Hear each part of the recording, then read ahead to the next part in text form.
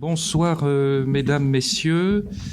Nous avons eu quelques petites mises au point techniques qui font que nous avons pris un peu de retard et permettez-moi, au nom de l'Académie royale de Belgique et singulièrement aussi du Collège Belgique, de vous accueillir ce soir. Je vais parler plus fort. Vous êtes extrêmement nombreux pour suivre ce cours-conférence du Collège Belgique sur la question de l'euthanasie, mais dans un contexte particulier, puisque j'ai souhaité pour cette leçon pouvoir mettre en évidence le travail qui se passe actuellement en France, puisque vous savez qu'il y a une réflexion qui porte sur, d'une part, la loi Leonetti et d'autre part sur la possibilité de l'euthanasie. Et j'ai donc l'honneur et le privilège de pouvoir faire cette leçon avec Jonathan Denis, qui est président de la DMD France et que vous voyez souvent sur les télévisions et réseaux sociaux, notamment français, mais pas que, puisqu'il participe à la Convention citoyenne et aux travaux qui se font actuellement autour de cette, espérons-le, évolution législative en France. Et permettez-moi aussi de saluer mon confrère, le sénateur Jacques Brotchi, sénateur honoraire, Jacques Brotchi, et Madame Jacqueline Heremans, la présidente belge de l'Association pour le droit de mourir dans la dignité. Et donc, je voudrais évoquer avec vous, dans cette première partie de la leçon, deux moments particuliers. Une première partie où je voudrais faire tout d'abord un état des lieux, mais qui n'est évidemment pas exhaustif, des points de tension. Je parlerai donc de la Belgique, relatif à la question de la loi dépénalisant l'euthanasie, même si, bien entendu, chez nous, cette loi a déjà, depuis l'an passé, une vingtaine d'années. Alors, je vais regarder un cas récent de prise de position publique dans un journal. Je vais aller très vite sur ce point-là. Je vais regarder les analyses de l'Institut européen de bioéthique avec un essai de mise en perspective des travaux de l'Institut européen de bioéthique, et je salue parmi nous la présence de Léopold van Bollingen, mon collègue de l'UC Louvain, qui travaille dans l'Institut européen et notamment sur cette question-là. Et puis j'évoquerai la question de la pensée religieuse comme point de tension, et je prendrai un cas en Belgique et un cas en France, un cas tout à fait actuel. Et alors dans un deuxième temps, je voudrais commenter, mais très brièvement avec vous, le dernier rapport de la commission de contrôle pour, comme je le dirai plus loin, avec une méthodologie quantitative, avoir une analyse qualitative et apaisée de la question de l'euthanasie en Belgique. Alors la première, j'appelle ceci donc les diverses résistances, car il y en a aussi dans le pays. C'est un article que vous avez lu il y a à peine une semaine dans la Libre Belgique. C'est une prise de position qui vient du directeur général de l'Institut Thomas More, Aymeric de Lamotte, et dans cette intervention faite à la Libre Belgique, il revient sur des problèmes qui, c'est vrai, posent encore question aujourd'hui dans ce pays, en tout cas qui font l'objet de résistance, la question de la dignité et la question de ce lien intrinsèque entre la médecine palliative et la demande d'euthanasie. Et voyez ce qu'il dit ici, je le dis très brièvement évidemment, le fait d'associer l'euthanasie au droit de mourir dans la dignité nous tente un piège en présentant une fausse alternative, le choix de l'euthanasie ou celui de la souffrance insoutenable. Or, les découvertes scientifiques jusqu'à aujourd'hui permettent pratiquement d'éradiquer toute forme de douleur physique, et les soins palliatifs permettent une prise en charge efficace et globale des douleurs du patient. Première hypothèse de son travail. Deuxième hypothèse, et elle va revenir aussi, mais vous allez voir de façon beaucoup plus nuancée dans les travaux de l'Institut d'études bioéthiques, c'est cette tendance contemporaine, dit Aymeric de Lamotte, qui crée inlassablement de nouveaux droits individuels. Et donc c'est ici un argumentaire qui revient fréquemment, qui est en réalité une critique de l'euthanasie comprise comme une requête de l'autonomie du sujet, mais qui pourrait aller dans ce cas-ci et qui est comprise en tout cas comme un droit individuel et qui va pousser, évidemment, quand on lit la suite de l'intervention, à une forme de dégradation des rapports sociaux et bien entendu une vulnérabilité de la personne en grand âge ou en fin de vie. Alors l'Institut européen de bioéthique donne des analyses aussi assez intéressantes sur la question de l'euthanasie en Belgique, mais aussi avec un point de résistance, avec une volonté de mettre les choses dans une perspective critique. Et on voit donc arriver une première objection qui considère, d'un point de vue théorique, ce que j'appelle l'euthanasie comme une entrave à la solidarité intra-humaine. Avec donc cette idée fondamentale que l'euthanasie, l'arrivée, la dépénalisation de l'euthanasie rendrait impossible une véritable politique d'accompagnement. Politique d'accompagnement, bien entendu, la question des soins palliatifs et bien entendu, souvent d'ailleurs, l'argument budgétaire. Alors, je me permets de mettre en perspective à cette analyse-là un entretien tout récent qui a été donné par un sénateur aussi, Philippe Mahou, médecin et chirurgien de métier, mais qui nous donne un éclairage d'une part d'un praticien, mais aussi d'autre part d'un homme politique qui a participé à la création, à la fabrication de cette loi. Et le journaliste lui pose la question suivante. La loi relative à l'euthanasie précède de peu celle sur les soins palliatifs, c'est vrai, 14 juin 2002, avec l'ambition affichée de lier les deux. Et la question est assez intéressante. Était-ce dans votre pays un compromis avec les opposants chrétiens-démocrates? Eh bien, voici la réponse de Philippe Mahou. Pas du tout. C'est une conviction profonde que les soins palliatifs n'enlevaient rien à la nécessité absolue de trouver une solution avec l'euthanasie. Et il ajoute, certains parlementaires, et ceci est très intéressant sur le plan de la rétroaction, certains parlementaires voulaient imposer le filtre palliatif, une étape obligée par les soins palliatifs avant de passer à l'euthanasie, mais ceci enlevait la liberté des patients.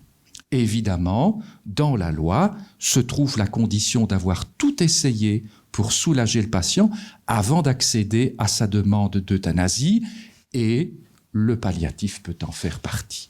Voilà, à mon sens, une première réponse et donc une articulation entre le palliatif et l'euthanasie qui semble être plus, en tout cas, en tout cas mieux dialectisée, si vous me le permettez de le dire ainsi. Et je me permets donc d'évoquer déjà ici ce qui s'est passé dans le pays, en Belgique, en l'an 2002. C'est ce que j'appelle cette triangulation législative. Et comme dit Annick Jamard dans la revue Esprit, tout à fait récemment, qui est une historienne qui a beaucoup manipulé les chiffres, qui dit ceci: avec 20 ans de recul, on peut estimer qu'environ 85% des euthanasies s'inscrivent et s'instaurent dans le cadre de soins que nous pouvons qualifier de palliatifs. Ça veut donc dire qu'en 2002, lier et rendre potentiellement complémentaire, voire séquencer une loi qui porte sur l'euthanasie, sa dépénalisation, une loi qui porte sur les soins palliatifs et une loi qui porte sur le droit des patients, était sans doute essentiel comme type d'articulation et comme type de dialectique pour répondre, bien entendu, mais je vais y revenir plus loin, à des questions qui sont absolument aporétiques tant pour le patient, acteur de ces soins, que le médecin. Alors, je me permets aussi de mentionner un point de vue pragmatique.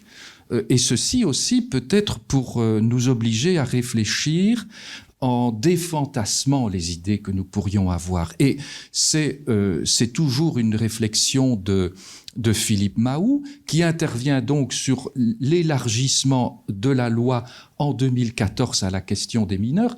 Et voici la réflexion du sénateur sur la question de l'élargissement de la loi qui étend l'euthanasie aux mineurs. Le problème, Donc ça, c'est aussi très intéressant de voir que quand le législateur fait le travail, et tous les rapports d'ailleurs de ces commissions sont toujours sur le site internet de la Chambre, ça vaut vraiment la peine de les lire, et de les lire dans le détail avec l'ensemble des auditions qui ont été faites.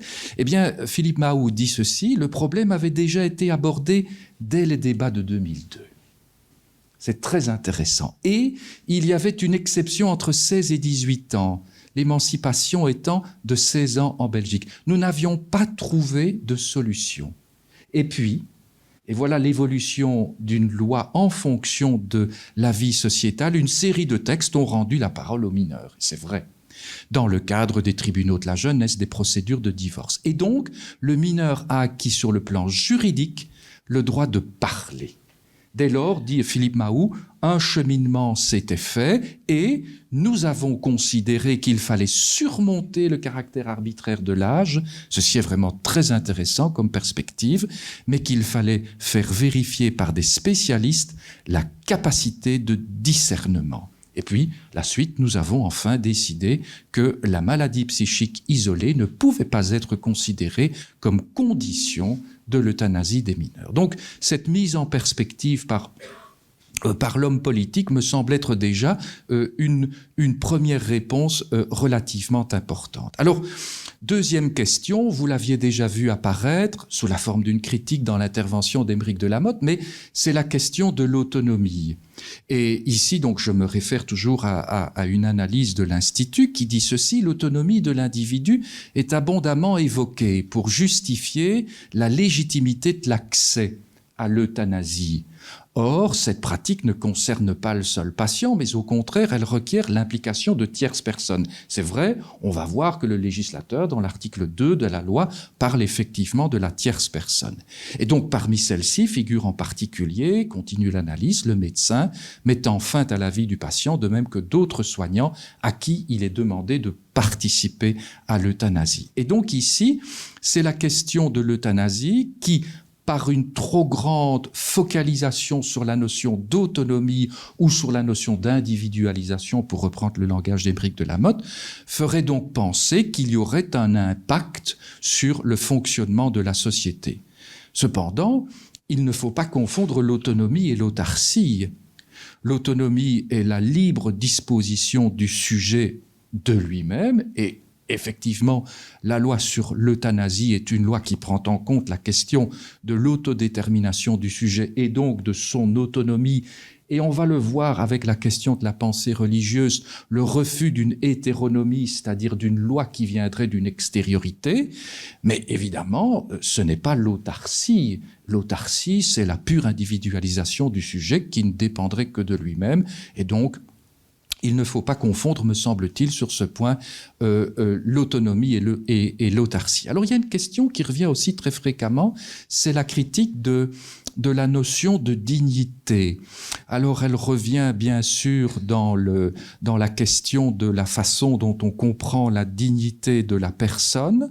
Elle revient aussi dans la critique et dans la réflexion sur les appellations de l'Association pour le droit de mourir dans la dignité. Et Jonathan l'expliquera tout à l'heure, il y a de fait effectivement aussi en France actuellement une réflexion d'abord sur le mot euthanasie et sur le sens de ce que veut dire la notion de dignité. Alors c'est vrai qu'on peut réfléchir sur cette question-là, et je prends, par exemple, le cas du philosophe André Comte-Sponville, qui a donné très récemment un entretien à la revue, au magazine Philosophie. Il dit, pour lui, j'ai toujours dit que parler de mourir dans la dignité était maladroit. Si tous les êtres humains sont égaux en droit et en dignité, comme nous le pensons presque tous, il est exclu que cette dignité dépende des conditions de vie ou de mort. La dépénalisation de l'euthanasie n'est pas une question de dignité, mais de liberté face à sa propre vie ou à la souffrance. Il n'en demeure pas moins que la réflexion que l'on porte sur la dignité, on pourra aussi la porter à l'infini sur la question de la liberté également. Alors il y a aussi une critique qui revient assez fréquemment en Belgique, c'est la question de la clause individuelle de conscience. Avec cette idée, donc je reprends ici essentiellement la conclusion de cette partie du travail de l'Institut européen, en déniant toute dimension collective à la liberté de conscience, la loi belge rend impossible pour tout soignant travaillant en Belgique le fait d'exercer son métier dans un hôpital ou une maison de retraite qui choisit de ne pas mettre fin à la vie de ses patients ou de ses résidents. Et c'est vrai que vous savez que une modification qui est arrivée il y a 2 ans distingue la notion de la clause individuelle qui est possible et qui est tout à fait légitime de la clause institutionnelle qui, pour le coup, ne l'est pas. Alors regardez ici, on voit donc aussi apparaître dans les critiques et dans la résistance la question du serment d'Hippocrate. Je vais me permettre d'y venir également. Alors, et je le fais d'ailleurs tout de suite, sur le fameux serment d'Hippocrate, donc on est au 5e siècle avant l'ère commune. Pour Hippocrate, pour le serment, c'est un peu après. Voici quelques phrases de ce serment dans la traduction, une traduction, vous verrez, que j'ai pris dans un ouvrage qui est en réalité une biographie d'Hippocrate. « J'utiliserai le régime pour l'utilité des malades, suivant mon pouvoir et mon jugement. Mais, si c'est pour leur perte ou pour une injustice à leur égard, je jure d'y faire obstacle. Je ne remettrai à personne une drogue mortelle si on me la demande et je ne prendrai ni l'initiative d'une telle suggestion. Mais ce n'est pas qu'un problème de poison, le serment d'Hippocrate.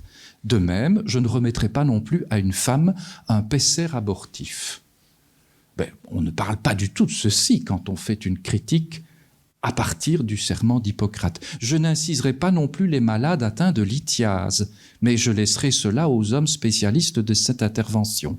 Par contre, tout ce que je verrai ou entendrai, si cela ne doit jamais être répété au dehors, je le tairai. C'est la traduction de Johanna en Fayard, 1992. Alors, qu'est-ce que ceci veut dire? Mais ça veut dire que l'argument de résistance par rapport à la question du serment d'Hippocrate mérite vraiment une contextualisation. C'est la raison pour laquelle je suis revenu à une traduction très proche du serment d'Hippocrate en langue grecque. Et que donc, c'est évidemment un texte, une façon de voir les choses, une représentation qu'il faut situer dans l'époque précise où, singulièrement, le poison était un recours répandu pour les suicides, et je vais dire un très très bref mot sur cette question-là chez les Grecs, ou également les meurtres. Mais, comme le faisait remarquer d'ailleurs tout à fait récemment Guillaume Durand, maître de conférence en philosophie, le Conseil national de l'Ordre des médecins français a rédigé une nouvelle version qui pourtant n'a pas de portée universelle. Et qu'est-ce qu'on dit dans la nouvelle version? Je ferai tout pour soulager les souffrances, je ne prolongerai pas abusivement les agonies, je ne provoquerai jamais la mort délibérément. Et le maître de conférence commande, derrière, vous lisez bien sûr l'interdit de l'euthanasie et du suicide assisté qui s'est glissé subtilement dans une traduction pour le moins incontestable, mais il y en a beaucoup. Je vous conseille de les regarder sur Internet. Vous pourrez regarder celui de l'ULB, celui de telle université et de tel autre. C'est assez amusant de voir ce qu'un texte devient. Alors, sur la question de la clause de conscience, je me permets aussi de mettre cette analyse en miroir, si vous voulez, avec toujours la même réponse et la même analyse du législateur Philippe Mahou. La question est la suivante. Pour lui, quel est le principe d'égalité face à la maladie? Alors, il prend un exemple particulier. Si je fais un infarctus rue de la Loi à Bruxelles, c'est le siège du Parlement, bien sûr, je ne veux pas que l'hôpital d'en face qui me prendrait en charge refuse mon choix par une directive anticipée d'être euthanasié si je suis dans un coma prolongé. Les droits sont les mêmes pour tout le monde. Et cette réflexion est évidemment intéressante. La clause de conscience ne peut être institutionnelle. Tous les hôpitaux sont financés par la collectivité en Belgique, y compris, ajoute-t-il, ceux qui relèvent du pilier chrétien. Pour ceux qui ne sont pas belges, vous savez que ce pays est encore relativement pilarisé. Aucune structure, dit le législateur, ne peut empêcher que la loi soit appliquée. C'est un droit. Et voici la phrase qui me semble être absolument fondamentale sur la question de la clause de conscience collective, bien sûr. La liberté ne va pas sans l'égalité et la solidarité. Alors maintenant, je voudrais en venir à un deuxième point de résistance. Donc ici, j'ai montré le travail très très brièvement d'un premier institut, un travail donc plus nuancé, plus approfondi de l'Institut européen de bioéthique. Il me semble aussi qu'il y a encore un deuxième point de résistance, et c'est ce que j'appelle la pensée religieuse comme point de tension. Bien sûr, ça demanderait beaucoup de nuances, il faudrait beaucoup discuter les mots, mais enfin, je vais essayer ici d'être quand même relativement synthétique. Alors la semaine passée, j'étais à Paris pour toutes sortes de choses et je suis allé voir dans l'église Saint-Sulpice la restauration, de la toute nouvelle restauration qui vient d'être d'ailleurs inaugurée la semaine passée par la maire de Paris. C'est la restauration de la chapelle des âmes du purgatoire à Saint-Sulpice. Et donc, vous voyez ici une représentation dans la chapelle. Vous voyez ici donc la scène qui est évidemment peinte, voilà, peinte par François-Joseph Heim, 1787-1865. Et qu'est-ce que l'on trouve en dessous de ce tableau? La religion encourage le chrétien à souffrir en cette vie pour éviter les peines du purgatoire. C'est donc une représentation. Alors ici, je prends cela comme symbole explicatif, mais c'est une représentation, évidemment, de la question, singulièrement dans ce monothéisme-là, le monothéisme catholique. Donc, c'est une représentation de la vision de la souffrance et du sens de la souffrance, bien sûr, à cette époque relativement reliée aux peines du purgatoire, mais vous allez voir, l'argumentaire a aujourd'hui évolué. Pourtant, chers amis, il n'en a pas toujours été ainsi. Et il ne faut donc pas oublier que la compréhension et la représentation métaphysique de l'existence qui est enclenchée par ce mouvement d'idées dont je ne dénie pas l'importance qu'est le judéo-christianisme, qui consiste donc à penser la vie comme une donation, c'est-à-dire une donation qui ne peut donc pas être reprise par l'individu dans sa posture d'autonomie. Voilà donc le schéma d'hétéronomie dont je parlais tout à l'heure. Il n'en a pas toujours été ainsi. Je cite par exemple cette lettre de Sénèque à Lucilius, qui était le gouverneur de Sicile. On est aux alentours des années 63-64. Je choisis moi-même mon bateau quand je m'embarque et la maison où je veux habiter. J'ai le même droit de choisir le genre de mort par où je vais sortir de la vie. Donc, il n'en a pas toujours été ainsi. Et d'ailleurs, il faudrait non plus ne pas oublier que ce mot euthanasie, nous ne l'avons pas inventé. Il percole dans toute la littérature grecque entre deux grandes orientations, euthanatos, parfois aussi kalos thanatos, c'est-à-dire la belle mort. Voyez-vous, la mort douce, il est utilisé par Polybe. On pourrait traduire par partir en beauté, mais il y a aussi chose assez intéressante chez les Grecs, puisqu'il y a un couplage par les mots, il y a le dus thanatos, qui est aussi très fréquent dans les textes. Donc c'est le point opposé, c'est-à-dire la mort difficile. Et on peut citer ici un texte de Posidippe du IIIe siècle avant l'ère commune. Parmi les biens que l'homme demande aux dieux d'obtenir, aucun n'est plus demandé que la bonne mort, euthanasie. Donc vous voyez que recourir à l'ancrage, si vous voulez, étymologique et grec de la notion d'euthanasie a évidemment beaucoup de sens. Et ça a aussi beaucoup de sens sur le plan des idées, figurez-vous, parce que on peut dire que pratiquement depuis cette époque-là, jusque l'émergence du temps de la Renaissance, il y a eu sur cette question de l'euthanasie, mais aussi sur celle du suicide, une sorte de silence extrêmement profond, puisqu'il y a eu toute une littérature de type théologique et parfois philosophique aussi, donc condamnant la libre disposition de son propre corps jusqu'à arriver à deux moments qui sont des moments philosophiques auxquels je suis particulièrement attaché, deux moments importants, celui de Thomas More, qui dans son Utopie parle donc décrit la mort volontaire, on est en 1478-1535, quand à des maux incurables, dit Thomas More, se joignent d'atroces souffrances que rien ne peut suspendre ou adoucir, il y a une mort volontaire. Et Francis Bacon,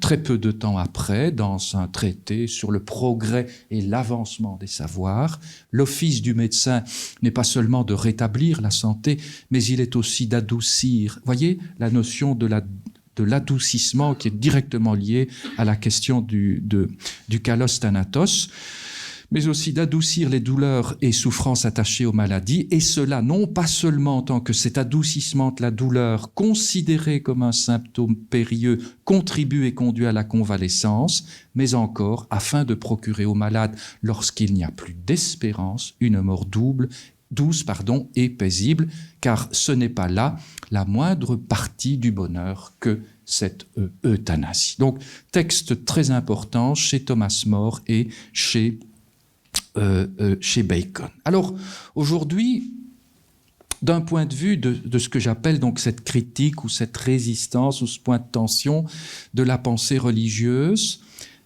l'argumentaire est certes plus nuancé, mais philosophiquement parlant, la structuration est la même. Alors, je prends un cas, il y en a beaucoup, tous les jours dans la presse française, tous les journaux, toutes les opinions politiques et toutes les idéologies confondues, il y a donc des prises de position, des opinions et des cartes blanches. Alors, je prends justement deux cas de philosophes qui sont par ailleurs, en tout cas pour Olivier Abel, un ami extrêmement cher. Donc, lui est de conviction protestante, il est vraiment le disciple de Paul Ricoeur, et Laurence de Villers, professeur de philosophie à l'Institut catholique de Paris. C'est une carte blanche qui a été publiée dans le journal La Croix en décembre 22. Regardez ce qu'ils disent. Ne légiférer qu'en tremblant, conseillait le juriste Jean Carbonnier, et entre deux solutions préférées toujours celle qui exige le moins de droit et laisse le plus aux mœurs et à la morale. Alors que en Belgique, nous avons voulu précisément légiférer sur la chose, et je vais en dire un mot, légiférer pour protéger. Mais voici la suite du raisonnement qui est assez intéressante. C'est que tout de suite, il y a, et Jonathan nous expliquera là-dessus ce qui se passe aujourd'hui, en ce moment même en France, il y a une confusion sémantique sur la question de l'euthanasie et sur celle du suicide. On chercherait, poursuivent-ils en vain dans la Bible, une condamnation du suicide. Le suicide y est raconté comme un malheur et non décrit comme une faute. Aucune loi ne peut empêcher le suicide, car la vie ne se commente pas. Alors regardez ceci, c'est la dernière souveraineté, comme un dernier possible, là où tous les possibles se sont éteints. Donc ça, c'est la définition quasi notionnelle pour eux deux de cette notion de suicide, mais confondue avec la question de l'euthanasie. Mais voici alors l'argument théologique qui revient.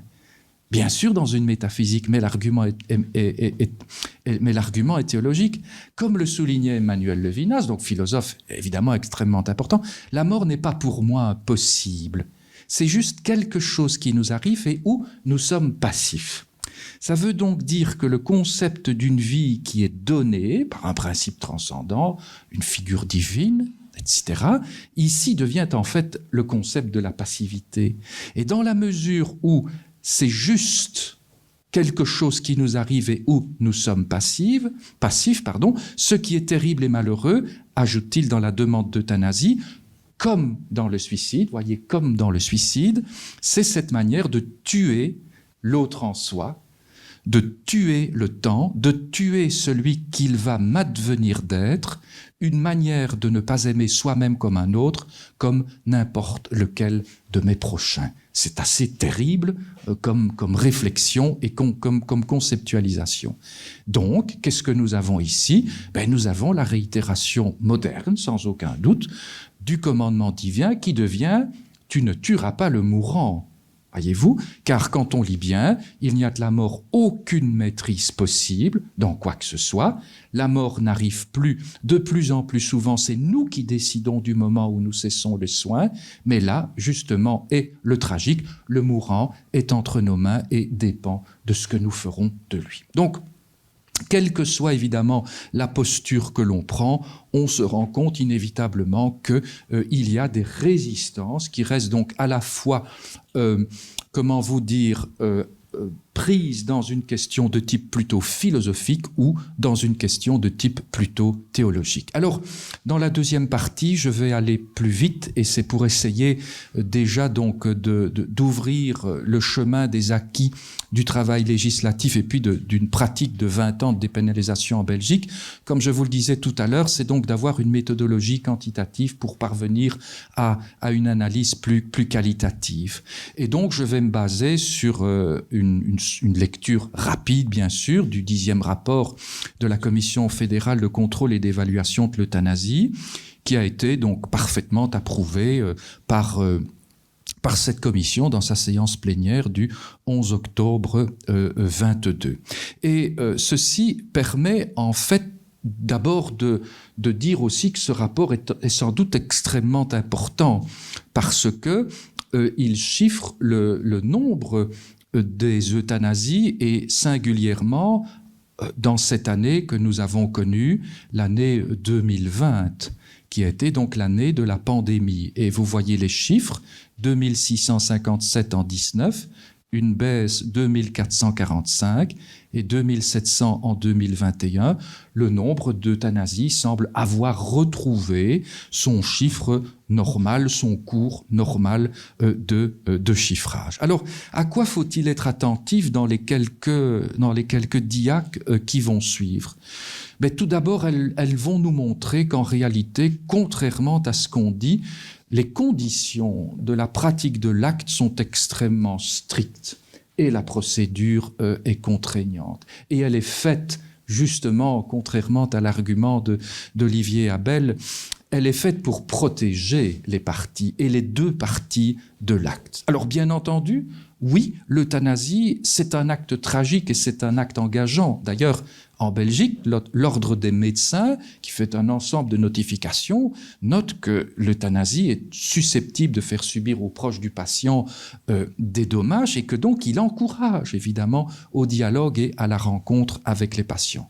Mais contrairement à ce que l'on dit aussi, cet acte de l'euthanasie n'est pas contrôlé qu'après.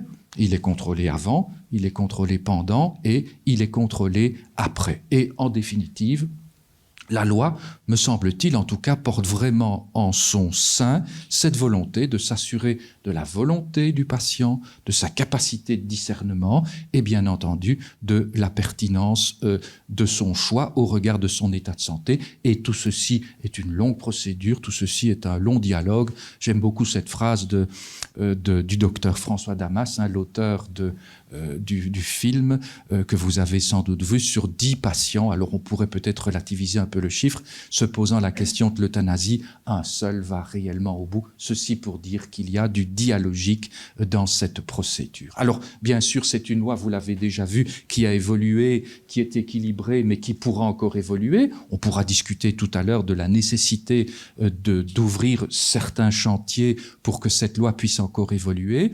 Mais rappelons donc bien que c'est une loi qui ouvre un droit à la demande de l'euthanasie, mais pas à l'euthanasie. Ceci me semble extrêmement important à mentionner. Et donc, les chiffres que nous allons regarder très brièvement me semblent montrer objectivement qu'il n'y a pas de dérive, qu'il n'y a pas de laxisme non plus, qu'il n'y a pas non plus de banalisation d'un acte médical grave. Et à cet égard-là, reprenons donc, puisque je parlais tout à l'heure du tiers, la définition juridique de la loi, dans l'article 2. Par euthanasie, nous entendons un acte pratiqué par un tiers qui met intentionnellement fin à la vie d'une personne à la demande de celle-ci. Alors, je me permets aussi de dire ceci en passant, puisque nous avons eu, et je trouve que ceci a d'ailleurs été assez mal commenté dans la presse, nous avons eu un arrêt de la Cour européenne des droits de l'homme du 4 octobre 2002 dans une affaire Belgique et le cas Mortier, où en réalité, la Cour européenne a dit quelque chose de très fondamental. Elle a dit que la loi belge ne violait en rien l'article 2 et l'article 8 de la Convention. Et voici donc ce que l'on pourrait dire de façon positive sur justement ce que dit la Cour.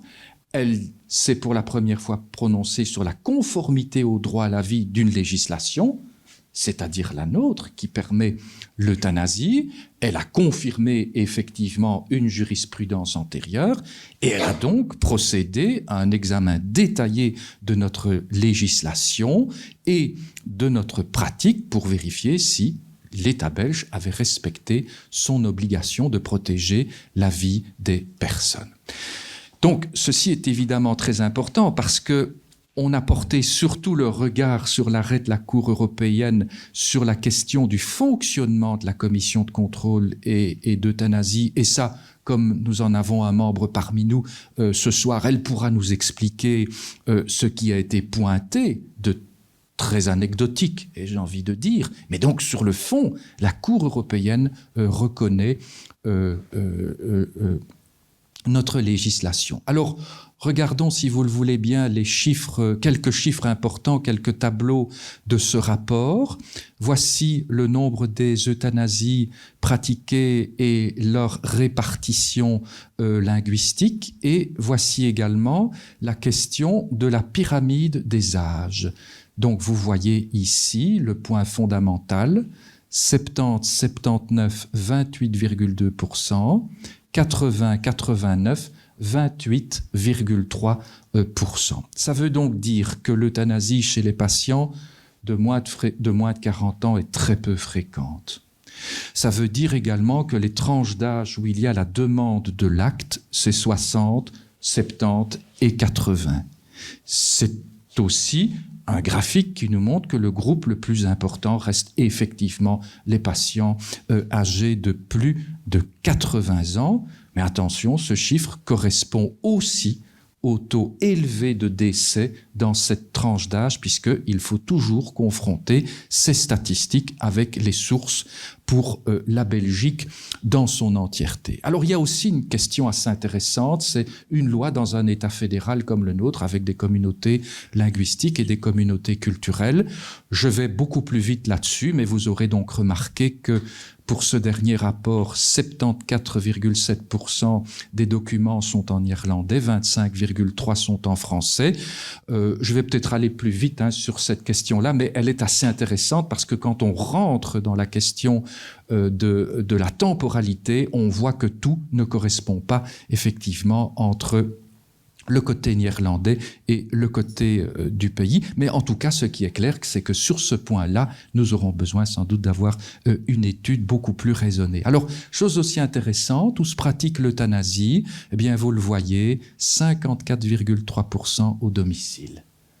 Ça veut donc dire que dans la typologie des lieux, quand vous regardez le graphique qui est donné dans le rapport, vous voyez depuis 2018 ici jusque 2021, mais vous voyez que la pratique de l'euthanasie à domicile est une pratique qui est croissante. Alors ça veut donc dire que c'est un nombre qui progresse. Ça veut dire aussi que le nombre d'euthanasies qui sont pratiquées dans les hôpitaux et les unités de soins palliatifs diminue et aussi que, bien entendu, dans les maisons de repos et dans les maisons de repos et de soins, elle est en augmentation. Ça veut donc dire que sur le plan de la formation, le rôle du médecin traitant est un rôle absolument fondamental et que donc ici nous sommes bien dans la pratique de l'euthanasie comme un acte d'accompagnement du médecin de son patient. Alors, les affections visées par les demandes, donc c'est assez intéressant de regarder surtout les chiffres les plus élevés, tumeurs, cancer. Alors, je synthétise pour vous. Voici les affections qui sont à l'origine de l'euthanasie et je crois que c'est vraiment très intéressant de les regarder pour démythifier et démystifier. Ce sont les tumeurs évidemment à 63,4%, et puis les pathologies, mais on descend, vous voyez, système nerveux, appareil circulatoire, appareil respiratoire, ce chiffre est très important, il est l'objet d'un immense fantasme, les affections psychiatriques 0,9%, les troubles cognitifs 1%. Alors, cela veut dire quoi ? Ça veut dire que sur ce temps-là, 2020-2021, vous avez 3263 patients qui ont été euthanasiés en raison d'une tumeur maligne. Et je cite ici donc les points les plus importants, les organes digestifs, les organes respiratoires et les seins et les organes génitaux. Mais qu'est-ce que cela veut dire aussi? C'est que le rapport nous apprend qu'en réalité, on voit apparaître là une marque absolue de la prudence médicale. Pourquoi? Parce que la grande majorité des patients oncologiques qui sont donc pris dans ces souffrances irréversibles attendent en réalité d'être en fin de vie avant de demander l'euthanasie. Donc ceci plaide vraiment en faveur d'un dialogue, en faveur d'un long processus et d'une longue réflexion. Et de ce point de vue-là, donc, ça me semble devoir mettre en évidence cette marque qui apparaît dans les chiffres finalement, qu'il y a beaucoup de prudence médicale. Et si vous comparez ce chiffre au pourcentage d'euthanasie qui ont été faites dans le cadre d'un décès que l'on appelle non attendu à brève échéance, regardez les chiffres, 0,7 en 2018, 1% en 2019, 0,8 en 2020, 1,2 en 2021. Cette méthodologie donc quantitative nous permet d'avoir une analyse évidemment plus apaisée. Alors, je vais peut-être beaucoup plus vite sur la question de la qualification des souffrances physiques et psychiques. Vous voyez 82%. La souffrance physique uniquement 15% et les souffrances psychiques uniquement, résultant aussi bien d'affections psychiatriques que somatiques, précise le rapport, 2%. Ça veut donc dire que, effectivement, la loi distingue deux types de souffrances, une souffrance de type physique et une souffrance de type psychologique. Et quand on regarde la courbe et la nature de la souffrance psychique, eh bien, qu'est-ce qu'on voit dans les chiffres qu'est-ce qu'on voit dans les chiffres qui marquent l'absence de perspective dans mon existence, la crainte d'une nouvelle détérioration de ma santé, la peur de souffrances futures, évidemment c'est très lié, et puis ma dépendance aux soins. Donc ceci est évidemment extrêmement important et est aussi important, me semble-t-il, de rappeler que dans tous ces chiffres, il y a 94 déclarations pour des troubles mentaux et du comportement. Parce qu'on voudrait souvent, si vous voulez, augmenter cette situation. En réalité, 49% concernaient des troubles d'origine cognitive, comme la démence, 45% concernent des affections psychiatriques, et les euthanasies sur la base de troubles mentaux et du comportement restent stables depuis 2019. Donc il n'y a pas d'évolution, il n'y a donc pas, comme on le dit souvent dans l'argument de la pente glissante, il n'y a pas comment vous dire, à la fois de laxisme ou d'augmentation signifiante des chiffres. Voilà. Alors, je termine ici, je vais beaucoup plus vite là-dessus. Je reviens donc sur trois graphiques qui sont assez indicatifs. La proportion de décès par euthanasie pour toute la Belgique en 2020-2021, c'est 2,2%. C'est 2,2%. L'ensemble des décès dans le pays, c'est 239 240 personnes. Les euthanasies pratiquées, c'est 5 145. C'est donc la proportion de 2,2%. Deuxième tableau, nous en avons déjà touché un mot, mais regardons bien l'évolution ici dans la tranche 70, 79, 80, 89 et voyez l'augmentation par année. Et enfin, troisième graphique extrêmement important, me semble-t-il, la question de la déclaration anticipée. Eh bien, la base de la demande écrite est faite sur une demande actuelle, 99,4%, et la déclaration anticipée d'euthanasie 0,6%. Alors, ça ne veut pas dire évidemment que ce chiffre dit tout. Ça veut dire que la question de la déclaration anticipée devra faire l'objet, sans doute, je pense que ce sera une des grandes avancées législatives dont on aura besoin, c'est d'avoir une déclaration anticipée qui sera plus conforme à une forme de narratologie du parcours de soins de santé de chaque patient. Mais enfin, ce chiffre me semble vraiment important. Et pour donner la parole maintenant à Jonathan, je voudrais vous donner ces chiffres. Pour le cas de la France et de la Belgique, c'est le cas d'une ASBL, donc l'Association pour le droit de mourir dans la dignité, dont je salue aussi la présence parmi nous de sa secrétaire, Elisabeth Sansic. Vous savez que la loi belge ne pose pas de conditions de nationalité et de résidence, et que donc il y a effectivement beaucoup de demandes qui viennent vers la Belgique. Et regardez le nombre d'appels à l'aide constant dans une association, dans une ASBL, comme l'Association pour le droit de mourir dans la dignité en Belgique. 34 demandes au 1er janvier 2019, 40 en 20, 20 en 21. Évidemment, la pandémie passe par là. 50 demandes, 170 demandes en janvier 2023.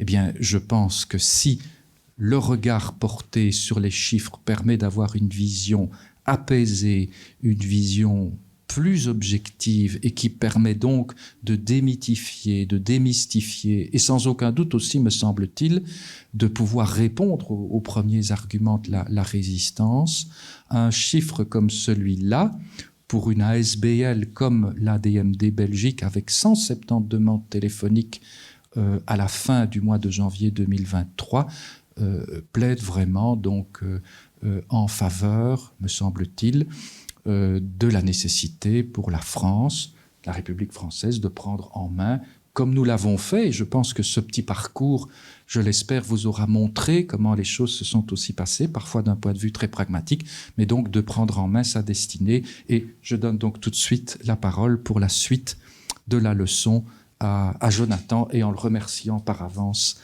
d'être parmi nous ce soir. Voilà.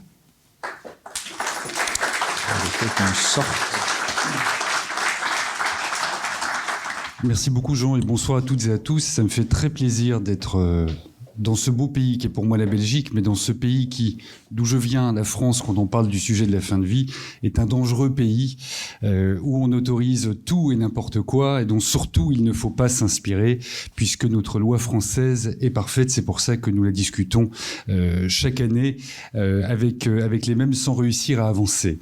Le but aujourd'hui de la présentation, au-delà de qu'est-ce que la DMD en France, c'est de revenir sur les lois françaises, puisqu'il y a plusieurs lois françaises sur la question de la fin de vie, et de revenir sur la loi que nous souhaiterions au sein de la DMD, mais ce n'est pas qu'au sein de la DMD, puisque toutes les enquêtes d'opinion le montrent en France. Vous avez plus de 9 Français sur 10 qui souhaitent une évolution de la loi. Une évolution de la loi en France, ça veut dire accès universel aux soins palliatifs et légalisation de l'euthanasie et du suicide assisté. La DMD en France a été créée un tout petit peu avant la DMD belge, puisqu'elle a été créée en 1980. Aujourd'hui, vous avez 76 000 adhérents, enfin plus de 76 000 adhérents dans toute la France, avec des délégués dans chaque département. Il y a 2 missions à la DMD. La première mission, qui est une mission de militantisme, presque de lobbying, je serais tenté de dire, parce que c'est pas un mot qui nous fait peur en France qu'on doit parler de cette loi, avec donc ces 2 notions, soins palliatifs et légalisation de l'aide active à mourir. Et puis, depuis que j'en suis président, donc depuis 2021, j'ai voulu vraiment renforcer un autre pôle de l'association, qui est celui de l'entraide et de la solidarité, avec des représentants des usagers que nous avons dans les différents établissements hospitaliers en France, 2 commissions, une commission soignante qui reçoit énormément d'appels, de plus en plus d'appels de Français qui veulent se renseigner sur la Belgique, et les chiffres que montrait Jean l'attestent parfaitement. Une commission soignante donc, et juridique parce qu'il faut aussi accompagner et faire respecter la loi telle qu'elle existe en France. La ligne écoute qui va avec la commission soignante, donc qui ne reçoit pas que des appels, fort heureusement, de Français qui souhaitent partir en Belgique, mais de Français qui souhaitent déjà se renseigner sur la loi française, sur les directives anticipées. Je vais revenir sur ce rôle des directives anticipées et la gestion donc d'un fichier, puisque quand je vous expliquerai la loi de 2016, vous verrez que nous aimons bien l'hypocrisie dans notre pays français quand on doit parler de différents sujets, dont celui de la fin de vie. Nous avons fait voter une proposition de loi. Vous avez en ce moment une convention citoyenne, je vous en parlerai après, mais qui est réunie depuis plusieurs mois en France, qui est chargée de réfléchir à une question que leur a posée notre première ministre Elisabeth Borne. Est-ce que tous les cas sont accompagnés correctement en France? Est-ce que tous les cas de fin de vie sont accompagnés correctement? La Convention a déjà répondu à cette question, mais ils pourront refaire un vote. Et nous, la DMD, nous avons fait voter par nos adhérents en 2018 une proposition de loi qui est la proposition de loi que nous transmettons aux parlementaires français et qui se base donc sur la légalisation de l'aide active à mourir, euthanasie et suicide assisté et accès universel aux soins palliatifs. Cette proposition, j'ai souhaité la centrer vraiment sur l'article 2, puisque la Convention citoyenne en France, voulue par le président de la République, il fallait un peu s'y attendre, puisque c'est la deuxième Convention citoyenne que nous faisons après celle sur le climat, va toujours plus loin, évidemment, que les préconisations qui pouvaient être faites au préalable. Et notamment, cette Convention citoyenne a voté à une immense majorité, outre l'accès à une aide active à mourir, l'ouverture à une aide active à mourir, elle a demandé que ce soit fait pour les majeurs et les mineurs. Et dans le texte que nous avons fait voter par nos adhérents, nous parlons bien de toute personne capable. Tout à l'heure, Jean, tu parlais de l'émancipation. Nous avons également en France l'émancipation pour les mineurs de plus de 16 ans. Mais la définition de ce que nous souhaitons à la DMD, c'est bien une loi qui concerne toute personne capable, donc personne majeure, en phase avancée ou terminale, même en l'absence de diagnostic de décès à brève échéance, atteinte d'au moins une affection accidentelle ou pathologique grave, incurable ou à tendance invalidante et incurable, qui a des souffrances physiques ou psychiques inapaisables et qu'elle juge insupportables, de pouvoir bénéficier dans des conditions prévues dans cet article à une aide active à mourir. Et nous précisons que la présente disposition s'applique également dans les cas de polypathologie.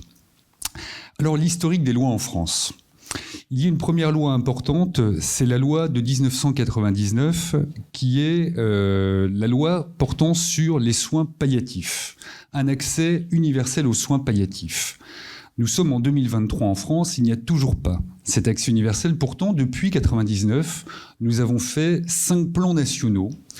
5 plans nationaux et une partie de 3 ans où même il n'y avait plus de plans. Et curieusement, il y avait seulement une association qui allait toquer à toutes les portes des différents ministères pour dire que c'était inadmissible et qu'il fallait à nouveau faire un plan national. C'était la DMD. Il n'y avait absolument pas une association de soins palliatifs à ce moment-là pour venir en parler.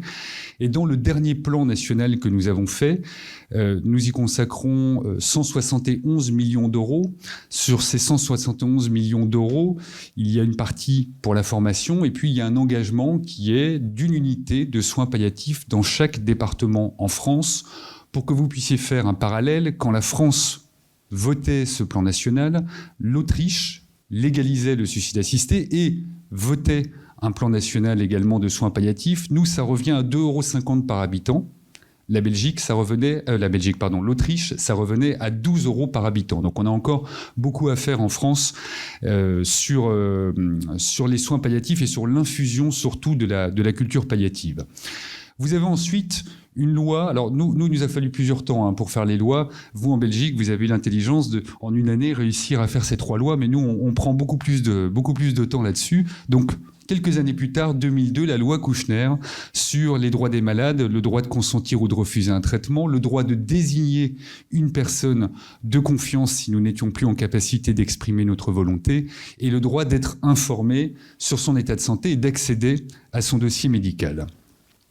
Et puis vous avez ensuite les 2 grandes lois françaises. Première loi, Leonetti de 2005 sur la fin de vie. Il faut savoir que ces 2 lois sont intervenues en réaction, si je puis dire, à des affaires médiatiques que nous avons eues en France. La loi de 2005 vient en réaction à l'affaire Vincent Imbert, qui était un jeune sapeur-pompier qui avait eu un accident terrible de voiture, qui s'est retrouvé tétraplégique et qui a demandé au président de la République de l'époque, Jacques Chirac, le droit de mourir, ce que le président lui a refusé. Et c'est sa maman, Vincent Imbert, avec le docteur Frédéric Chaussois, qui l'ont accompagné. Et les parlementaires se sont saisis. Ce sont toujours les parlementaires en France qui se sont saisis de ce sujet. Ils s'en sont saisis donc pour faire une première loi de Jean Leonetti avec 2 principes. Le premier, le droit de rédiger ces directives anticipées. Donc, à l'époque, il faut les renouveler tous les 3 ans. Les directives anticipées en France, c'est un document qui vous permet de dire ce que vous souhaitez ou ce que vous ne souhaitez pas si vous n'êtes plus en état de vous exprimer. Et si vous n'êtes plus en état de vous exprimer, c'est la personne de confiance qui n'est pas là pour dire ce qu'elle souhaite, mais qui est là pour vous représenter. Il y avait un deuxième aspect qui était la décision de limitation et d'arrêt de traitement qui est prise par le médecin en charge du patient et qui doit faire l'objet d'une procédure collégiale. Il faut savoir que, première hypocrisie de nos grandes lois sur la fin de vie, en 2002, vous avez l'article 2 de cette loi qui précise que le médecin doit informer le patient que le traitement peut avoir comme effet secondaire d'abréger sa vie. Donc on l'interdit toujours, mais finalement, dans la loi de 2002, première hypocrisie, par le double effet, nous avons la possibilité d'un traitement qui abrégerait la vie. 2016, donc 11 ans plus tard, c'est une promesse de notre président de la République à l'époque, François Hollande, qui avait pris un engagement, l'engagement 21, de légaliser l'aide active à mourir en France. Et ça a donné lieu à cette loi Claes-Leonetti, votée pratiquement à l'unanimité à l'Assemblée nationale. Je me méfie toujours à l'Assemblée nationale en France des lois votées pratiquement à l'unanimité, puisque finalement elles ne satisfont pas grand monde. Et aujourd'hui, on le voit bien encore entre opposants ou défenseurs d'une aide active à mourir, que cette loi ne va satisfaire personne. 3 points dessus. On reparle des directives anticipées qui ne deviennent plus modifiables tous les 3 ans. Elles ont une valeur indéfinie. Elles sont modifiables, révocables à tout moment, mais elles ont une valeur indéfinie. Les directives anticipées s'imposent aux médecins. C'est-à-dire que le médecin doit, dans tout acte d'investigation, rechercher l'existence de directives anticipées. Il faut savoir par contre qu'elles ne sont pas opposables au corps médical. Il y a 2 cas en France où le médecin peut refuser d'appliquer vos directives anticipées. Le premier cas, c'est l'urgence vitale. Le deuxième cas, c'est si le médecin, par une procédure collégiale, considère qu'elles sont rédigées de manière inappropriée ou non conforme à votre situation médicale. Ça a donné lieu à une question prioritaire constitutionnelle dernièrement en France, puisque vous aviez une personne qui était dans un coma végétatif et qui avait fait des directives anticipées pour dire « je souhaite coûte que coûte qu'on me maintienne en vie ». Les médecins voulaient pratiquer une sédation profonde et continue maintenue jusqu'au décès. Ça allait donc juste à une question prioritaire de constitution, qui ont reconnu finalement que les médecins étaient dans leur droit le plus parfait en décidant une sédation alors que la personne souhaitait être maintenue en vie, ce qui pouvait s'apparenter à de l'obstination déraisonnable. Oui, en France, on avait l'acharnement thérapeutique, puis on se dit finalement on va changer de nom, l'obstination déraisonnable, sans plus clarifier ce que ça pouvait être, mais ça permettait de noyer un peu le poisson dans le débat. Mais maintenant, on parle d'obstination déraisonnable. Au-delà des directives anticipées, le grand point de cette loi Claes-Leonetti, qui était donc censée légaliser l'aide active à mourir, ça a été de créer un droit à une sédation profonde et continue maintenue jusqu'au décès. Sédation qui existait donc déjà finalement dans la loi de 2005 avec le double effet, sauf que il n'y avait pas une précision qui a toute son importance dans la loi de 2016, qui est celle du décès prévisible à court terme. Cette sédation, en France, vous devez être atteint d'une affection grave et incurable. Vous devez être majeur ou mineur. Donc nous avons un grand débat qui choque en France quand on parle de l'aide active à mourir pour les mineurs, mais pour la sédation, ça, il n'y a absolument pas de sujet et personne n'ose en parler chez nous. Donc grave, incurable, majeur ou mineur, des souffrances réfractaires et donc ce décès prévisible à court terme. Nous avons été encore bien intelligents puisque nous avons mis court terme dans la loi, sauf que personne ne l'a défini. Donc il a fallu attendre quelques années après que la Haute Autorité de Santé, en 2018, définisse le décès à court terme à quelques heures ou quelques jours. Ce qui se passe, c'est qu'aujourd'hui, il est très compliqué d'avoir accès à la sédation profonde et continue maintenue jusqu'au décès en France, soit parce que vous pouvez vous heurter à des établissements qui ont des convictions religieuses ou philosophiques qui font qu'on ne pratique pas chez eux de sédation profonde et continue jusqu'au décès, mais il y a aussi des établissements qui ne savent pas pratiquer la sédation profonde et continue jusqu'au décès, qui ont peur de la pratiquer s'ils ne sont pas dans un décès prévisible à brève échéance ou s'ils sont dénoncés comme une euthanasie déguisée, puisque les opposants parlent en 2016 d'une euthanasie passive. ce sont les mêmes opposants qu'aujourd'hui, avec les mêmes réflexions. Évidemment, ils en disaient le plus grand mal de cette loi en 2016, et aujourd'hui, ils considèrent que c'est un trésor national, puisqu'il ne faut pas avancer vers autre chose. Mais c'est une nouvelle hypocrisie que nous aimons dans notre pays. Donc, cette sédation, pour finir sur une dernière hypocrisie de cette loi, porte un article, l'article 4, qui dit que tout médecin doit mettre en place des traitements analgésiques ou sédatifs dans le cadre d'une sédation, y compris si cela a pour effet d'abréger la vie. Donc on retrouve à nouveau le système qui dit d'abréger la vie, mais surtout pas parler d'aide active à mourir, puisqu'en France, des soignants vont vous expliquer qu'un soignant soigne, il n'est pas là pour tuer, c'est la phrase qui est employée, il n'est donc pas là non plus pour abréger la vie, puisque dans l'esprit de cette sédation, nous partons de notre mort naturelle, et le Conseil d'État s'est penché sur cette sédation en France, et il parle des mourants qui n'en finissent plus de mourir, puisqu'il faut savoir qu'il y a des sédations qui peuvent très bien se passer, mais vous avez, et les témoignages sont là pour l'attester, de nombreuses sédations qui vont durer plusieurs jours, voire même plusieurs semaines, alors que si la personne devait réellement partir de sa maladie, je vous rappelle, le quelques heures ou quelques jours, donc déjà, on ne respectait plus du tout l'esprit de la loi. Cette loi de 2016 est en réaction à l'affaire Vincent Lambert. Vous remarquerez qu'aucune des lois mises en place n'aurait pu traiter l'affaire Vincent Humbert ou l'affaire Vincent Lambert de toute façon.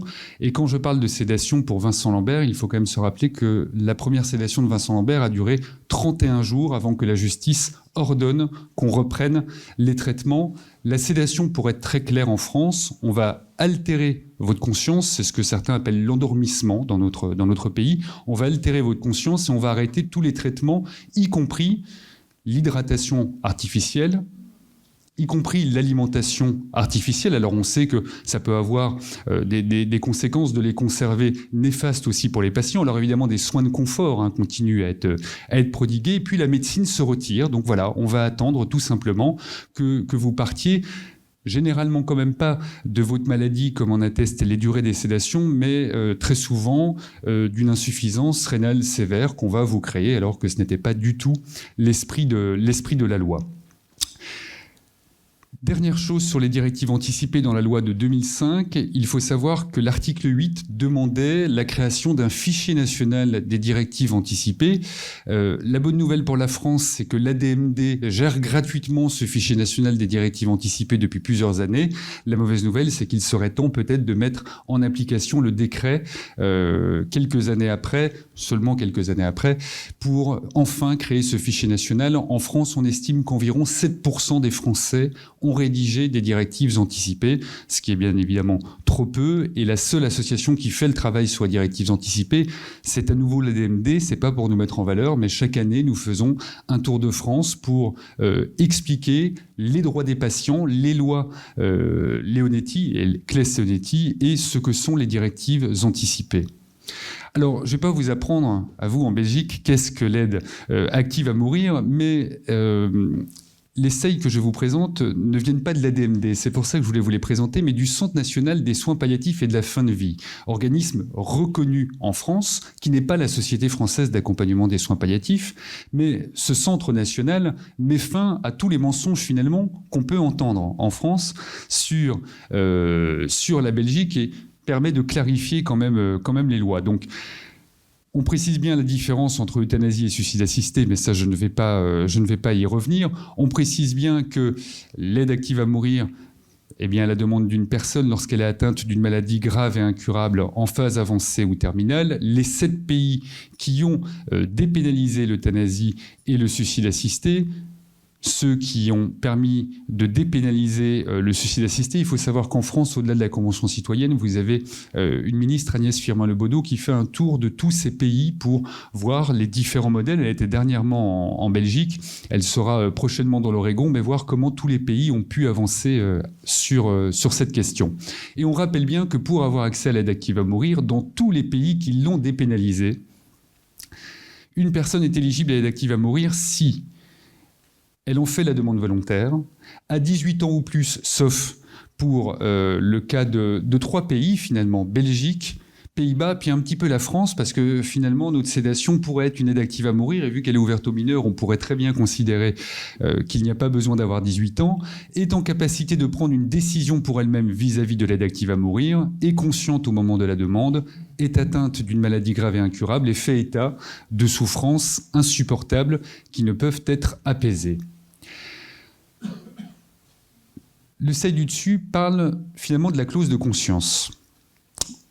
Pour moi, c'est une question de libre choix quand on parle de l'aide active à mourir. Mais je ne peux pas parler de liberté pour le patient et ne pas parler de liberté pour le médecin. Et Jean vous a parlé de la clause de conscience et nous souhaitons évidemment que dans la loi française, il y ait également cette clause de conscience. Mais ce seuil permet de rappeler qu'on ne demande à aucun professionnel de santé de pratiquer une euthanasie ou d'accompagner dans le cadre d'un suicide assisté si ça venait à heurter ses convictions. Et ce n'est pas parce qu'en France, vous avez 9 Français sur 10 qui vous disent il faut faire évoluer la loi ou une majorité de soignants qui vous disent il faut faire évoluer la loi que tous ces soignants pratiqueront l'aide active à mourir, que tous ces Français demanderont à bénéficier d'une aide active à mourir. Pour en avoir beaucoup parlé avec un médecin de chez vous, que vous connaissez, qui est Yves Delocte, il m'expliquait toute la dureté aussi de l'acte et que, évidemment, ce n'est pas parce qu'on défendait spécifiquement une aide active à mourir qu'on pouvait, en tant que soignant, faire le geste et faire l'accompagnement était une chose, faire le geste en était une autre. On rappelle que dans tous les pays qui l'ont dépénalisé, un médecin qui accepte de répondre à une demande d'aide active à mourir doit à minima s'assurer des critères d'éligibilité, du respect de ces critères, informer le patient de sa situation et des possibilités thérapeutiques dont les soins palliatifs et consulter un autre médecin qui rencontre le patient avec des précisions et des spécificités selon les différentes législations. Les deux contrôles sont présentés, contrôle a priori comme en Espagne ou contrôle a posteriori comme vous le connaissez ici. Et je ne reviendrai pas non plus sur les attaques honteuses de certains opposants français par rapport au contrôle a posteriori qui est fait ici même. Alors en France, où en sommes-nous ? Il y a une chose qui manque avant la Convention citoyenne, c'est le vote par l'Assemblée nationale de l'aide active à mourir. Puisque, mesdames et messieurs, en France, nous avons voté la légalisation de l'aide active à mourir. Ça surprend toujours, mais nous l'avons voté en 2021. Nous l'avons voté dans le cadre d'une niche parlementaire qui était la proposition de loi d'Olivier Falorni, proposition de loi transpartisane, donc qui avait vraiment travaillé. C'était la première fois que vous avez un groupe d'études sur la fin de vie lors de la mandature 2017-2022, et tous les groupes politiques se sont mis ensemble pour rédiger un texte de loi qui est donc arrivé dans le cadre d'une niche parlementaire. Le cadre d'une niche parlementaire en France, c'est 24 heures maximum pour étudier un texte, et certains députés ont choisi de faire passer en premier un texte très beau, mais certainement pas très essentiel sur les langues régionales et qui a pris beaucoup de temps, et puis enfin, à 16h, on a pu commencer à discuter ce texte sur l'aide active à mourir. Et l'article 1er de cette proposition de loi, article 1er qui légalise l'aide active à mourir en France, a été voté par une majorité de députés à pratiquement 23h57. Sauf qu'à minuit, il fallait avoir voté tout le texte, sinon ça s'arrêtait. Et que plus de 300 députés ont demandé au président Emmanuel Macron et au Premier ministre de l'époque, Jean Castex, de remettre le débat à l'Assemblée nationale, mais qu'ils ne se sont pas heurtés à un refus, ils se sont heurtés à une absence de réponse. Très certainement, puisque en 2022, dans certains programmes, il y avait cette promesse d'avancer sur la question de l'aide active à mourir. Mais il faut savoir que la majorité des députés en France a déjà voté cette légalisation de l'aide active à mourir. 2022, nouveau mandat d'Emmanuel Macron qui avait pris un engagement, créer une convention citoyenne sur la fin de vie, c'est-à-dire réunir des Français tirés au sort, 184, au sein du Conseil économique, social et environnemental pour discuter de la fin de vie, discuter des droits des patients, discuter des soins palliatifs, discuter de l'accompagnement du deuil et discuter d'une éventuelle ouverture à une aide active à mourir. Cette convention citoyenne, qui va encore se réunir pendant 3 week-ends, a voté à plus de 70% l'ouverture à l'aide active à mourir. J'avais été auditionné en début d'année par cette convention citoyenne, 72% sur le suicide assisté, 66% sur l'euthanasie. Je vous ai parlé d'une majorité qui avait également demandé l'ouverture de ce droit aux majeurs et aux mineurs. Et il faut même savoir que dans le texte qui a été présenté et proposé, une majorité a même précisé qu'il ne fallait pas spécifiquement que le pronostic vital soit engagé. Donc nous nous sommes retrouvés avec une convention citoyenne qui va aller bien plus loin que toutes les pensées, et certainement celle du président lorsqu'il avait institué cette convention citoyenne, qui pensait peut-être pouvoir cadrer quelque chose. La convention citoyenne va encore plus loin que tout ce qui avait été préconisé et proposé jusqu'alors en France. À côté de cette convention citoyenne, qui n'a qu'un pouvoir, si on peut l'appeler comme ça, consultatif. C'est-à-dire que le président de la République a déjà prévenu qu'il ne reprendrait pas in extenso les propositions de cette convention citoyenne et qu'il s'exprimera fin mars sur les devenirs des propositions. Vous avez eu également des missions parlementaires. Vous avez toujours des missions parlementaires. Une première qui évalue la loi Claes-Leonetti de 2016 et qui va rendre ses travaux fin mars. Vous avez une mission parlementaire avec des soignants et puis vous avez une mission, mais qui n'est pas parlementaire, qui est un rapport de la Cour des comptes sur l'état des soins palliatifs en France. Et dernier point, nous avons un groupe qui travaille sur les mots, MOTS, liés alors pas spécifiquement à l'aide active à mourir, puisque pour l'instant, ils en sont en train de travailler sur des définitions de mots comme accompagnement, deuil. Donc, il y a encore du chemin avant d'arriver à des définitions sur l'euthanasie ou le suicide assisté, mais un groupe qui devrait également rendre ses travaux prochainement. Ça, ce sera la décision d'Emmanuel Macron, puisque nous attendons en France sa prise de position fin mars pour savoir ce qu'il en est. Mais nous parlons beaucoup en France d'une décision d'avoir une loi d'ici la fin de l'année, mais nous ne savons pas encore vers quelle loi nous pourrions nous diriger. Donc voilà les travaux qui sont faits en France. Maintenant, la loi que nous souhaiterions en France. Je vous le disais, une loi de liberté, parce que nous pensons véritablement qu'il s'agit du libre choix. Le libre choix de pouvoir demander, dans un cadre défini, à bénéficier d'une aide active à mourir quand, tout simplement, la vie n'est devenue que de la survie. Une loi de liberté également sur les directives anticipées. Je vous en ai parlé tout à l'heure sur le principe à quoi elles servent en France, sur la présentation également de la personne de confiance qui ne décide pas mais qui témoigne des directives anticipées puisque le patient qui les a rédigées n'est plus en état de s'exprimer. C'est également une loi d'égalité. Alors une loi d'égalité parce que nous avons en France de nombreuses inégalités sur la fin de vie. Première inégalité sur les soins palliatifs. Alors je vais vous expliquer les soins palliatifs en France, qui sont, semble-t-il, différents des soins palliatifs en Belgique, puisqu'on aime avoir une société française, une société savante qui nous spécifie ce que sont les soins palliatifs en France. Mais il faut savoir qu'en France, vous avez 171 unités de soins palliatifs sur l'ensemble du territoire. Depuis 2013, 41 créations d'unités de soins palliatifs. Ça, ce sont les différents plans nationaux dont je vous ai parlé tout à l'heure. 22 départements français. Logiquement, on en est maintenant à 20 départements français qui n'ont pas d'unité de soins palliatifs, non plus 22. Mais le but du 5e plan national est donc de doter chaque département français d'une unité de soins palliatifs, donc d'ici 2024. Vous voyez qu'on a pris énormément d'avance.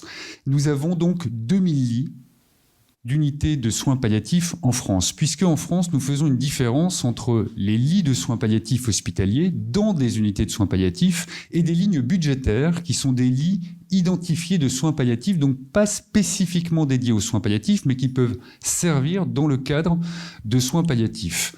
Aujourd'hui, en France, vous avez environ 100 000 Français chaque année accompagnés dans le cadre de soins palliatifs. On estime que ce serait un tiers des Français qui devraient réellement en avoir besoin, qui y ont accès, faute de moyens suffisants.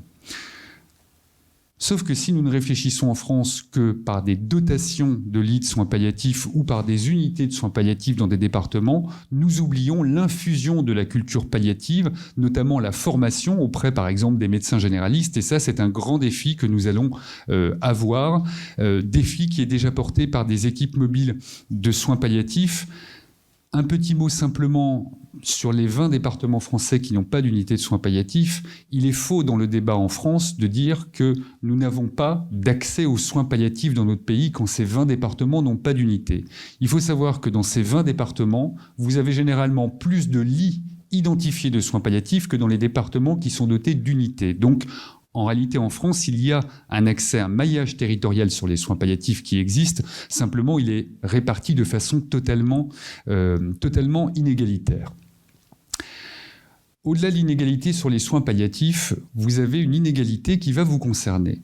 Vous, en Belgique, c'est ce qu'on appelle en France des zones d'organisation de soins d'accès transfrontalier, les ZOAST, les zones d'organisation d'accès aux soins transfrontaliers, c'est-à-dire des Français qui ne bénéficient pas d'un suivi médical en France, mais qui viennent en Belgique légalement pour se faire suivre, nous allons dire, médicalement.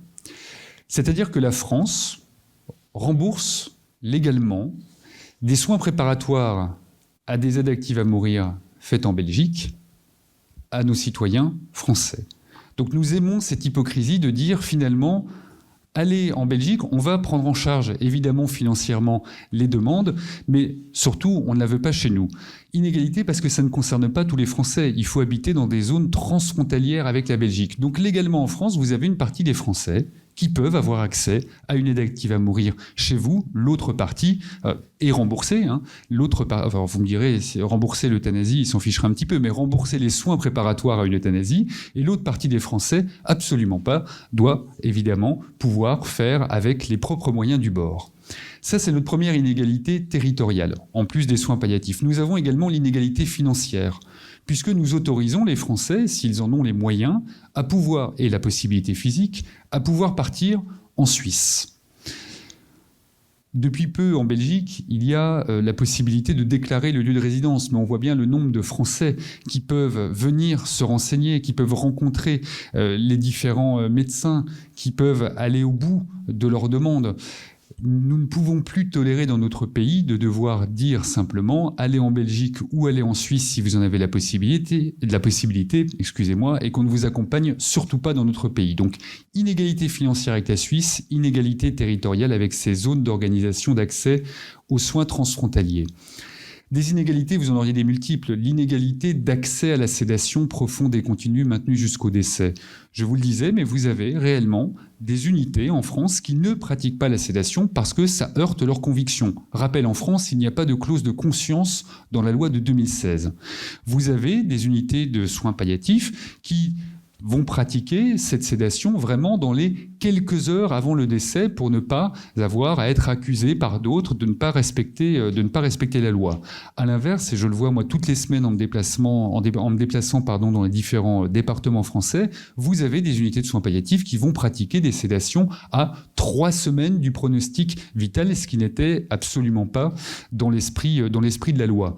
Donc pour résumer notre inégalité en France, c'est tout simplement connaître le bon médecin ou non, habiter au bon endroit ou non, avoir les finances ou non. Je me suis engagé dans ce combat parce qu'il y a une dernière inégalité. Je me suis engagé dans ce combat il y a plusieurs années parce que j'ai accompagné mon papa qui avait un cancer généralisé et qui m'avait fait une promesse. C'était de l'accompagner jusqu'au bout. Mon papa a commandé sur Internet quelque chose qu'on peut encore commander qui devait le faire mourir. Il m'est prévenu qu'il allait prendre cela. Ça ne s'est pas passé comme il le souhaitait. Il est tombé dans un coma végétatif. Il a été transporté à l'hôpital et il s'est trouvé que je connaissais le chef de service qui connaissait mon père et qui m'a dit « on va l'aider ». Et quand je lui ai dit « mais ça veut dire quoi, on va l'aider ?» Il dit « on va pratiquer une euthanasie ». Et il est parti de cette manière-là. Et je me suis dit, je vais m'y engager de toutes mes forces parce que finalement, oui, il faut connaître le bon médecin. Parce que des euthanasies clandestines, vous en avez en France. L'Institut national des études démographiques a étudié auprès de médecins les accompagnements en fin de vie. Et il y a un pourcentage de 0,8% de décès en France sur 4000 décès qui ont été étudiés, qui sont consécutifs à l'administration de médicaments létaux, c'est-à-dire à des euthanasies en France. Si on le rapporte au nombre de décès aujourd'hui, on peut estimer chaque année en France que vous avez entre 1200 et 4000 euthanasies clandestines qui se pratiquent. Il faut pour cela connaître, évidemment à la demande du patient, il faut pour cela connaître le médecin. Donc en France, nos opposants aiment parler de toutes ces euthanasies cachées qu'il y aurait chez vous, toutes ces euthanasies clandestines, en oubliant que le triste record des euthanasies clandestines, il est chez nous, puisque 100% de nos euthanasies sont évidemment clandestines dans notre pays. Et puis une loi de fraternité parce que nous le pensons sincèrement, l'écoute de la parole, le respect de cette écoute, l'accompagnement total, ça s'inscrit parfaitement dans la fraternité que nous défendons dans notre devise républicaine. Cette fraternité, elle ne s'inscrirait pas, par exemple, dans un modèle qui est le modèle de l'Oregon, qui pour nous est un modèle pratiquement d'abandon sur la question de la fin de vie. La fraternité, ce serait aussi ne juger personne. C'est très triste dans le débat que nous avons en ce moment en France, vous l'aviez peut-être vécu de la même façon en Belgique, mais des opposants qui peuvent être opposants pour des convictions religieuses et philosophiques, je peux l'accepter parfaitement. Je suis marié avec une personne qui, par sa religion, qui est musulman, m'a toujours dit, mais pour moi, jamais, si c'est légalisé, je souhaiterais une aide active à mourir. Par contre, je ne comprends pas qu'on puisse l'interdire à d'autres personnes et que la religion prenne le pas. Eh bien, ces opposants vont juger les cas que vous avez en Belgique, juger les cas de Français qui vont partir en Suisse ou dans votre pays. Eh bien, une loi de fraternité, une loi qui accompagne enfin les Français sans leur dire venez en Belgique, enfin allez en Belgique ou allez en Suisse, et surtout je ferme les yeux sur ce qui peut se pratiquer chez moi. Ce sera véritablement une loi d'accompagnement, une loi de fraternité. Et puis, il y a ce phénomène que j'appelle le phénomène de la porte de sortie, mais quand vous proposez à quelqu'un de l'écouter totalement, quand vous lui dites « je peux t'accompagner » dans le cadre d'une aide active à mourir, parce que nous sommes arrivés à la certitude que c'était cette seule manière de pouvoir l'accompagner, eh bien le phénomène de la porte de sortie, c'est que ça rassure tout simplement le patient. Et qu'aujourd'hui en France, quand vous avez des patients qui sont accompagnés clandestinement dans notre pays, ou qui viennent à la rencontre de médecins belges, eh bien, dès qu'ils sortent, je pense au professeur François Damas, dont tu as parlé, Jean, dès qu'ils ferment la porte du professeur François Damas, ils sont simplement rassurés de savoir qu'in fine, ils seront respectés. Puisque dans cette loi de fraternité, nous avons un record en France, qui est le record du suicide des seniors. Il faut savoir que vous avez 10 000 suicides environ chaque année en France, dont plus d'un tiers sont pratiqués par des personnes de plus de 65 ans. En France, on considère senior, sans le débat sur les retraites, mais on considère senior à plus de 65 ans. Donc nous avons un tiers, c'est un record des pays de l'OCDE, de suicides, et on les classe en France dans les faits divers, dans les journaux de la presse quotidienne régionale ou dans les magazines, alors que ce ne sont pas des faits divers, ce sont généralement des personnes gravement malades qui n'ont plus de solutions dans notre pays, qui ne peuvent pas venir se déplacer à l'étranger et qui le font de façon extrêmement violente. Ce ne sont pas des suicides par voie médicamenteuse, ce sont des suicides de façon extrêmement violente. Et cette loi, qui serait une loi de fraternité, permettra de leur faire la promesse de les accompagner jusqu'au bout. Donc voilà la loi que nous souhaitons. On aurait pu rajouter laïcité, puisque nous avons de grands débats dans notre pays sur cette question également. Et on devrait souvent le rappeler à nos opposants que depuis 1905, la laïcité a droit chez nous, et la religion, si elle peut s'exprimer en France dans le cadre du débat, ne doit pas définir ce que serait d'éventuelles lignes rouges. J'espère revenir chez vous prochainement, pas pour vous demander d'accompagner des Français, mais pour vous dire que nous aurons fait une belle loi et vous remercier de tout ce que vous avez fait pendant toutes ces années pour accompagner tant de Français à qui notre République dit de mourir ailleurs, parce que nous aimons prendre notre temps, mais promis, nous aurons peut-être une avancée d'ici la fin de l'année, du moins j'espère. Merci beaucoup.